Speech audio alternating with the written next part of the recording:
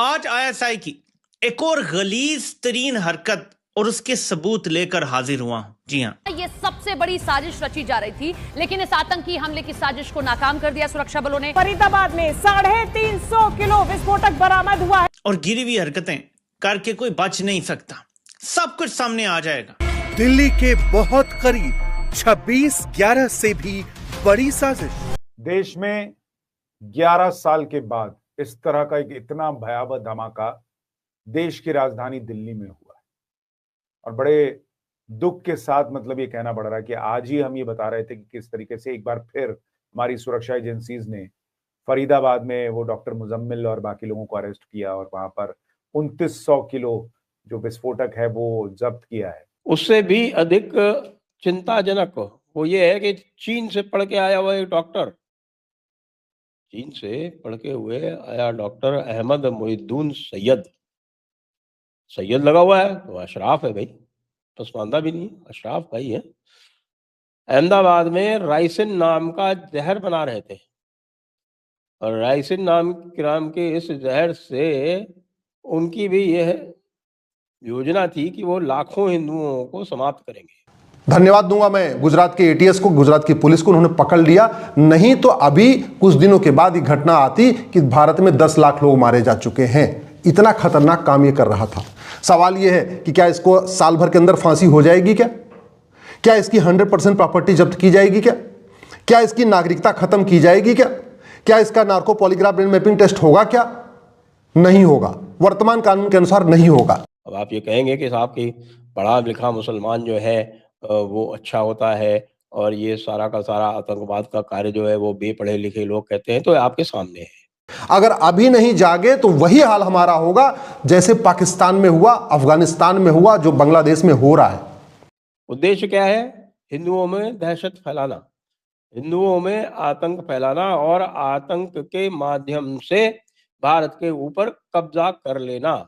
जय हिंद दोस्तों, स्वागत है एक और वीडियो में। दोस्तों, फरीदाबाद में मिले 2900 किलो विस्फोटक की जांच अभी चल ही रही थी कि सोमवार शाम देश की राजधानी दिल्ली एक भीषण धमाके से दहल उठी। सोमवार को दिल्ली में लाल किले के पास एक कार में भीषण धमाका हुआ। धमाका इतना तेज था कि आसपास की कई गाड़ियों के परखच्चे उड़ गए। दिल्ली पुलिस ने इस मामले में 4 लोगों को पूछताछ के लिए हिरासत में लिया है। दिल्ली के लाल किले पर हुए बम धमाके में अब तक 9 लोगों के मारे जाने की खबर है। वहीं कई लोग अब भी घायल बताए जा रहे हैं। इस ब्लास्ट को लेकर कई तरह के सवाल अब भी बरकरार हैं। धमाके के तार फरीदाबाद से लेकर पुलवामा तक मिल रहे हैं। साथ ही शुरुआती रिपोर्ट में यह भी पता चला है कि ब्लास्ट में अमोनियम नाइट्रेट का इस्तेमाल हुआ था। एनआईए समेत देश की तमाम जांच एजेंसियां हमले के पीछे की असली वजह और उन लोगों की तलाश कर रही है जिन्होंने इसे अंजाम दिया है। दोस्तों, इसमें एक खबर और देखने लायक है कि बाबा धीरेन्द्र शास्त्री जो बाबा बागेश्वर हैं, उनकी पद यात्रा चल रही है जो दिल्ली से लेकर वृंदावन तक चलेगी। मुझे ऐसा पर्सनली लग रहा है कि आतंकवादियों का ये प्लान था कि उसमें जाकर कुछ विस्फोटक फोड़ा जाए या उसमें जाकर कुछ हमला किया जाए ताकि ज़्यादा से ज़्यादा लोग मारे जाएं। लेकिन हमारी सुरक्षा एजेंसियों ने पहले ही इन लोगों को धर दबोचा, तो इन लोगों का प्लान जो है सक्सेस नहीं हो पाया। तो आनन फानन में जितना ही हो सका इन लोगों ने कर दिया। तो चलिए वीडियो में बढ़ते हैं आगे और देखते हैं वीडियो को। अभी कुछ दिन पहले कन्वर्टेड हिंदू डॉक्टर पकड़ा गया था जो हिंदू महिलाओं का इलाज के दौरान, ऑपरेशन के दौरान नसबंदी कर देता था जिससे उनके बच्चे न पैदा हो। फिर एक कन्वर्टेड हिंदू डॉक्टर पकड़ा गया जो छोटे बच्चों का इलाज करने के दौरान उनका ऑपरेशन करके खतना कर देता था। फिर एक कन्वर्टेड हिंदू डॉक्टर पकड़ा गया जिसके पास AK-47 मिली। उसके बाद एक कन्वर्टेड हिंदू जो है इंस्पेक्टर पकड़ा गया जो छाऊर की मदद करता था। कश्मीर में कन्वर्टेड हिंदू सिपाही पकड़े गए जो आतंकवादियों की मदद करते थे। और अब एक कन्वर्टेड हिंदू डॉक्टर पकड़ा गया है जो खतरनाक जहर बना रहा था और ऐसा जहर बना रहा था जिससे लगभग भारत में 10 लाख लोगों को मारा जा सके। और उसने जहर बना भी लिया था, इतना खतरनाक जहर कि एक बार कोई सूंघ ले तो आदमी खत्म हो जाए। मात्र आधी बूंद अगर आदमी के शरीर में पहुंच जाए, चाहे पानी के माध्यम से, चाहे दवाई के माध्यम से, चाहे सिरप के माध्यम से, किसी भी तरीके से आधी बूंद अगर शरीर में पहुंच जाए तो व्यक्ति खत्म हो जाएगा।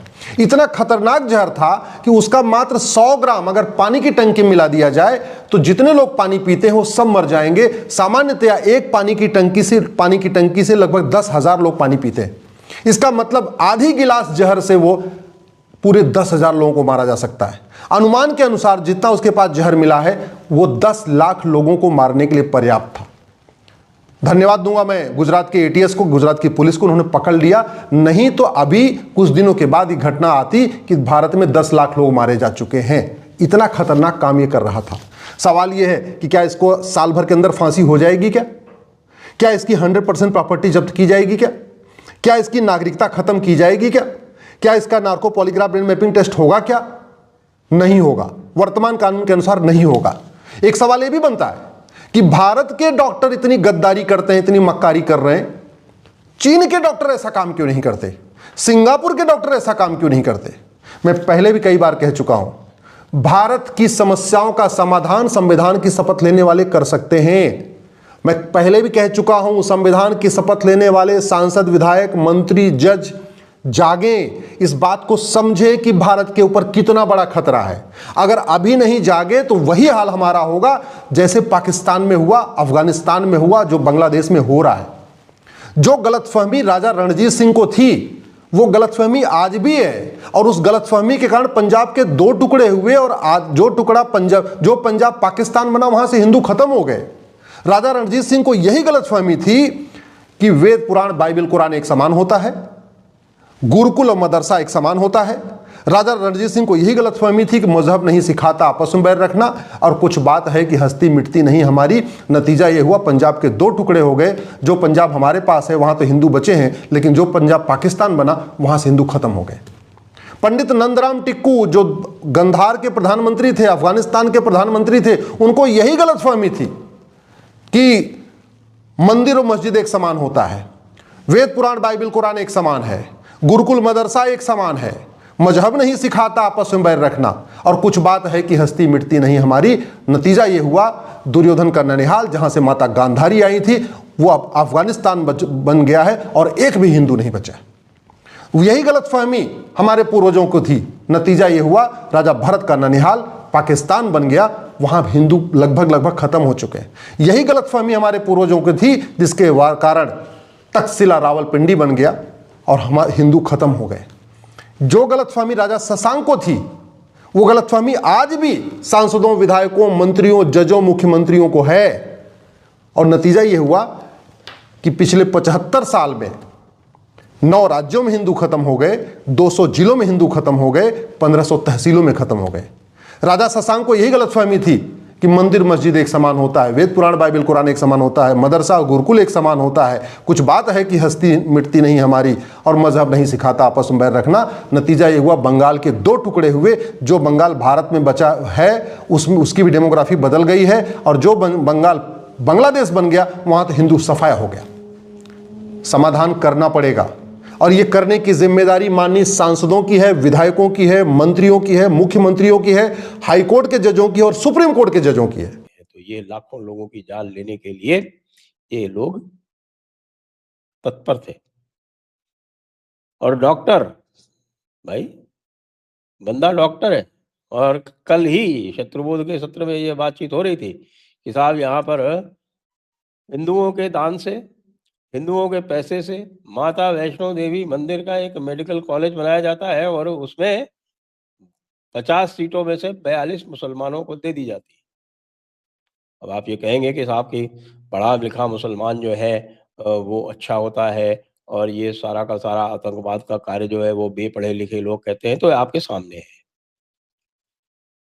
दूसरा, उससे भी अधिक चिंताजनक वो ये है कि चीन से पढ़ के आया हुआ एक डॉक्टर, चीन से पढ़ के हुए आया डॉक्टर अहमद मोहिद्दीन सैयद लगा हुआ है, तो अशराफ है भाई, पसमानदा भी नहीं, अशराफ भाई है। अहमदाबाद में राइसिन नाम का जहर बना रहे थे, और राइसिन नाम के इस जहर से उनकी भी यह योजना थी कि वो लाखों हिंदुओं को समाप्त करेंगे। उद्देश्य क्या है? हिंदुओं में दहशत फैलाना, हिंदुओं में आतंक फैलाना, और आतंक के माध्यम से भारत के ऊपर कब्जा कर लेना। यदि आपने पीएफआई का 2047 वाला चार्टर पढ़ा हो तो उसका भी यही कहना है। उसका कहना है कि सारे मुसलमानों को सड़क पर आने की जरूरत नहीं है। यदि 10% मुसलमान भी पीएफआई के साथ हो जाए तो वे इसी प्रकार भारत पर कब्जा करके राज कर सकते हैं, जैसा कि इस्लामिक आक्रांताओं के शासन में हुआ करता था। आखिरकार वो थे ही कितने, लेकिन वो आतंक के माध्यम से राज्य करते थे। इनका भी उद्देश्य यही है कि आतंक के माध्यम से भारतीयों पर, हिंदुओं पर ये राज्य करेंगे, और ये कहीं और से नहीं आता, ये इनकी बड़ी किताब से, छोटी किताब से ही आता है। कोई नई बात नहीं है। अब आपको याद दिला दें कि एक पनगा नाम का गांव है जो लगभग 70 किलोमीटर पड़ता है, 60 किलोमीटर पड़ता है आउटर बॉम्बे से। ठाणे से तो शायद 85 किलोमीटर पड़ता है। वहां पर एक साकिब नाचन नाम का एक व्यक्ति, जो कि टेररिस्ट था, उसको छोड़ दिया गया था सजा भुगतने के बाद में। उस आतंकवादी ने 44 ड्रोन तैयार कर रखे थे मुंबई पर हमला करने के लिए, और जो गांव था उसको पूरी तरह से शरीयत गांव बना दिया था। यानी वहां पर केवल शरीयत लागू होती थी, वहां पर भारत का कानून लागू नहीं होता था।